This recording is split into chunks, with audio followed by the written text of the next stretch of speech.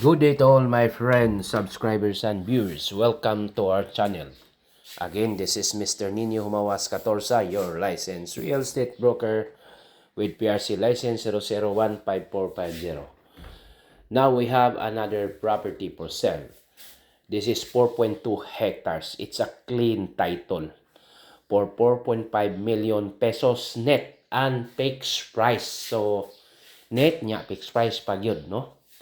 So, mao ni sa una guys, dugay-dugay naman nato ning gikuan. Mura ni ga flower dance ang presyo. Ang presyo sa una ni ubos niya, ni taas na sad no. Last price na to is 6 million. Kung makita na to sa online, na ubang ahente nag 6 million gid pud sila taon. Karon, decision si owner no nga mao na gyud kuno niyang presyo. Final price. This is his final price, 4.2 million pesos. Okay, just contact me or call me at 0917-1133711, Viber or WhatsApp. So, pwede ra ko nimo tawagon ana. Or at my email account, Nino Humawas Catorza. Nino Catorza, nino14@gmail.com. So, makita na to guys na ang container house niya nasa Carabao sa Ilawom. So, niya diri no, included in the sale are the following: 2 hybrid Carabao, 2 ka Carabao hybrid, cow shed, then 1 good Rhode Island chicken, container house, deep well with water pump, electricity, farmhouse, and Wi-Fi. So, all you have to do is to bring your things na lang, no? Whatever you bring, no? Signal oni mo. Ready to operate na ni nga farm. Ang imo pag take over na lang dito. Magdala na lang kas imuhang mga butang. Sa may dalon nimo, nara gyud nimo tanan, no? So mo na ang giingon nila nga Carabao, no? Gibinutangan diri daunggan, binusalan. So mo na siya, no? Then makita na to, no? Mao to ang container house, mao po ni ang farmhouse. So nagibuhatan na niya og kanang gitawag og para sa CR. Although na sa CR sa iyang farmhouse na po siya. Pero katong container house wala pa man to CR. So this is our drone video guys, no. Mala ni siya. Katong pikas, no, katong magamay dito mo tong deep well kini farmhouse.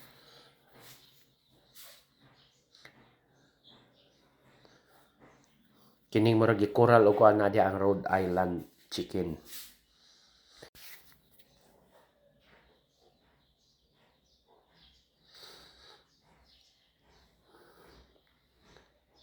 Second lot from the Barangay Road ni guys nya, soon to be concrete na gyud, no. So atakay baon po din di pa gid ni mag-concreting na mausab na sad ang tagiya. So ang maayong buhaton nato ni guys wala pa mag-concrete pero next month yun. Honestly ang giingon next month mag-concrete na gyud. Next month concreting na gyud sila. So from National Highway guys naa gyud ni sa 2.3 kilometers. So dool ra kayo. Unya naay mga 1 kilometer ani which is already concrete road. Duha ni ka pond ang isan hubsa na gumikan sa kainit. 2 ponds, face pond. So because of the drought, it was already no water, no. Exhausted na ang water. So this is the other side of the property guys, no. Makita na to dako kayong patag. So again guys, no, nindot na kayo, gilimpyuhan gyud. Iyan ning gi-prepare because he is going to plant a coconut trees. He is preparing already the coconut seedlings. So nindot ni siya guys. You know, nindot mananom og lubi. It's very good to plant coconut because as what I have seen in the news, no, interview man to ni Corina Sanchez o kinsa ba to nga newscaster nga niingon si Toyota chairman si Akio Toyoda Lingon siya nga he will convert coconut oil into diesel. So nindot ta kaayo ni. Mananom na gyud taglubi. Kay convert naman ang coconut oil into diesel, gumika na sa kamahal sa market bitaw sa mga diesel. That's the result, no, because of the very expensive diesel or gasoline in the market kay due to the war in Iran and inflation.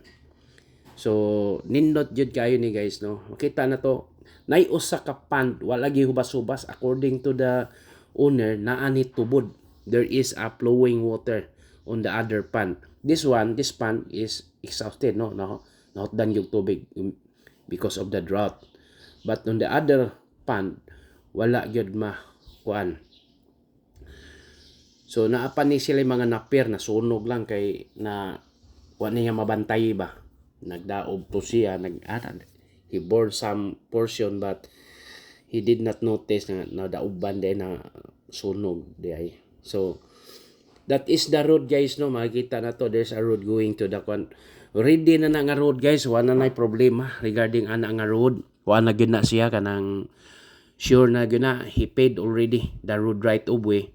And that house, no, along the road is pari tag-iyara guys, he is oppressed, no, active, no. So kana nga road going to the highway is around 2 kilometers. 1 kilometer ani is already a concrete road. So ang mahitabo guys, for now the government is already preparing for the concreting. So meaning it's going to have a concrete road up to the property. So unsa may resulta na. So the result of this concreting, maybe the pricing will increase also, hoping that this property is also meaning will increase its price in the future. For now, while wala pa siya ka-increase, kay rough road pa man, so much better we will buy this property. This is just only 4.5 million pesos net limpyo ang gusto ni owner. So meaning all expenses to transfer from seller to the buyer side is on the account of the buyers account o buyer side. So okay kaayo ni guys kay ngano man ang zonal valuation diri based on my research, no, sa BIR kanang website tag 200 pesos, no, meaning maabot ni mga 8 million sa zonal. So meaning kung paliton ni nato og 4.5 million pesos, medyo naka advantage kay kung tanaw nato sa market value is bigger. So meaning barato ra gyud ang baligya ni owner. It's very cheap or affordable the price of the owner as of now kay because of the distance and rough road. But if ever, no, I cannot tell more about the concreting kay usually magyod once nga ang mga areas nga na concrete road na, the pricing of the properties around are increasing. Increase na gid sila. So lahi na gid ang value. So for now, again, we can guarantee that the price is still 4.5 million pesos net limpyo. So got ra gyud si owner, no. Why problema. Okay ra gyud kayo ni owner. Tingali nanginhanglan pod siya. Nindot ni guys kay naa na manggod tanan. Aside sa farming guys, you can convert also into a resort living or subdivision. Pwede gid ni siya farmland subdivision. Pwede gid kay dako man majority are upland, no, gamay ra gid ang rice field. Then rice field is not an irrigated rice field. Nag-agad ra gid ni sa sawod or uwan. So meaning non-irrigated ni siya, dili siya irrigated. Rain ang gisaligan, uwan. So nindot kay ni siya guys, no. As you can see, the landscape of the property is really very nice. You can have your own idea in farming. Og mo retire na ka, this is really good. It's really good. Kung if you are retired, no, nindot ba gyud ni.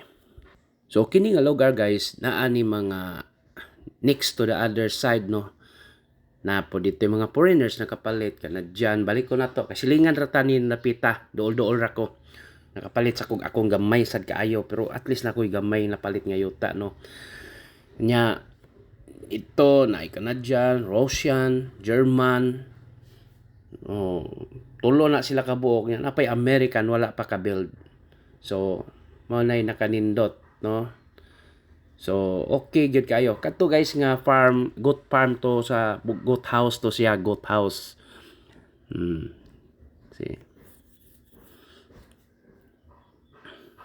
Din cash gyud ni guys ha. Cash gyud tani. One title clean na ang owner mo pirma, ready na gyud siya mo pirma. So, okay ra gyud kayo. So, mo take over na lang ka dito guys. So, mana na mga container. So, dahil kusina gamay.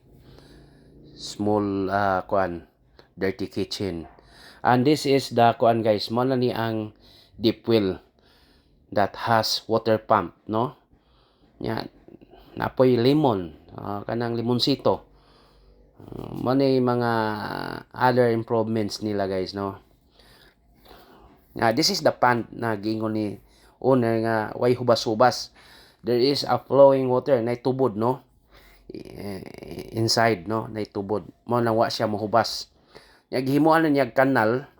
He make a canal from the connection to the container house for the kanang pananglitan ng uwan sao diretso dire iarasad ng design guys. You can create your own unsaon pwede na ibalhin mo ng container house so you can transfer the container house anytime kanang iyar man ang design diha sa iyar pong naabot sa iyang una siguro.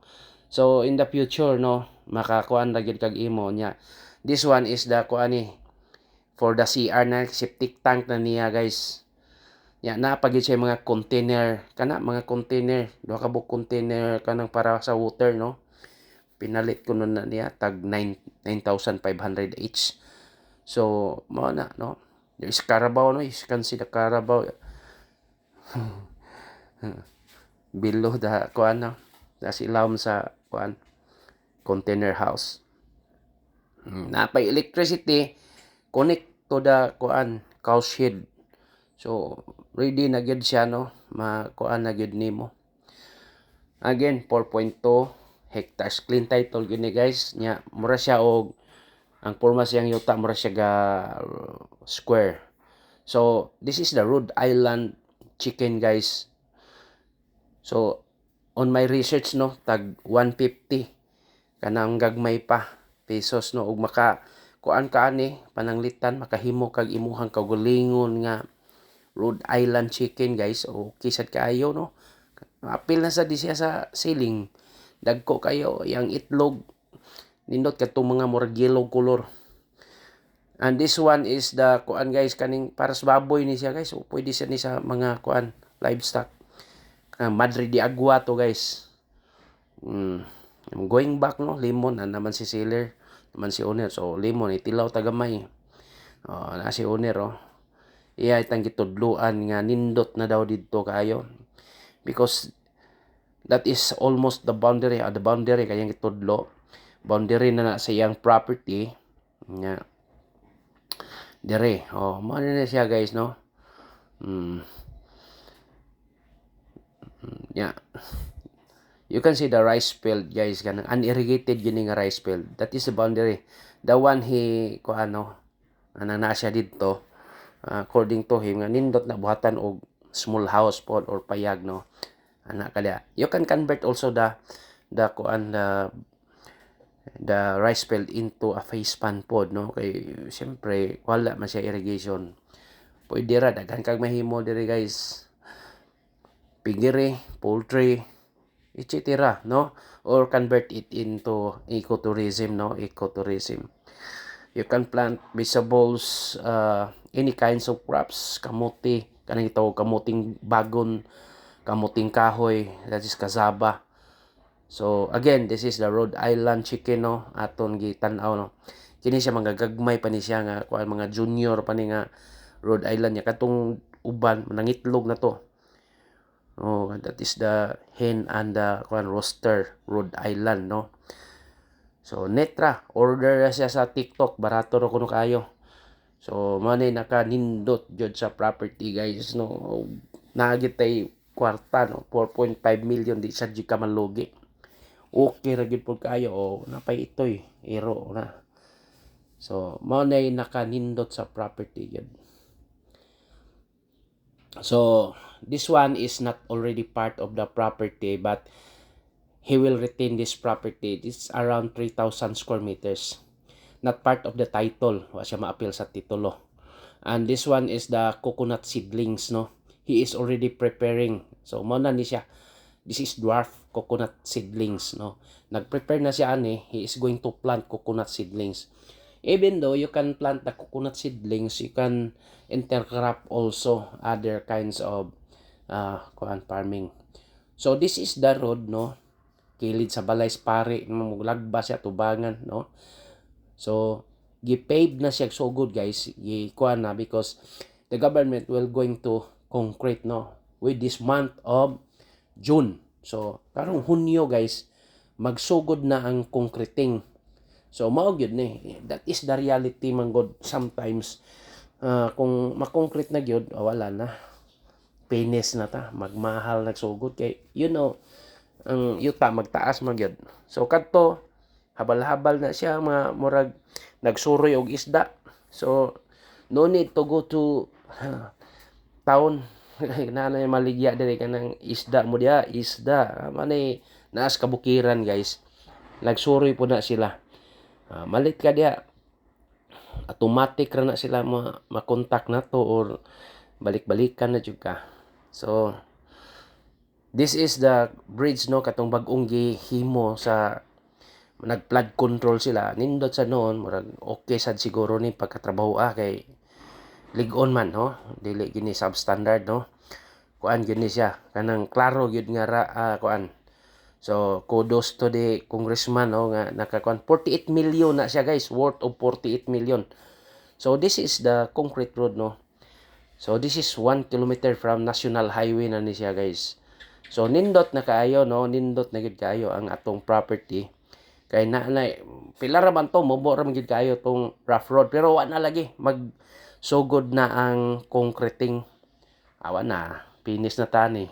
Pero sige lang, okay pa man to si seller. Basta kini karon sugod na ko pagkuan, update lang ta. Kay last manggo na tong gilaay ko ni 6 million. Nya karon nikalit ingo 4.5 na lang gyud bay. Limpyo. Sige, largahi kung naay buyer ingna ko. So mo nini. So this is San Pascual Barangay, almost adjacent sa San Francisco, or adjacent pag gini sa San Francisco. Mga 3 kilometers agad guys. So pwede na kaari ka mangumpra sa imuhang mga, for example, malit kag isda, construction materials na diri. Na po eskwelahan, private school. Kini manggod ang San Pascual applyan ni nila into lungsod or convert into a town, but wala mosugot ang Congress. Kay daghan gyud kayo mga businesses diri. Daghan jud, there are so many businesses in this area. Na mga Palawan pawn shop, niya na pagay mga kuan ba, existing na gyud na imlulier, gasoline station, almost complete nga na sarili nga kaugalingon nga public market, fish market. So as you can see, no, kita gyud nimo. So mana siya guys. For inquiries, just contact me.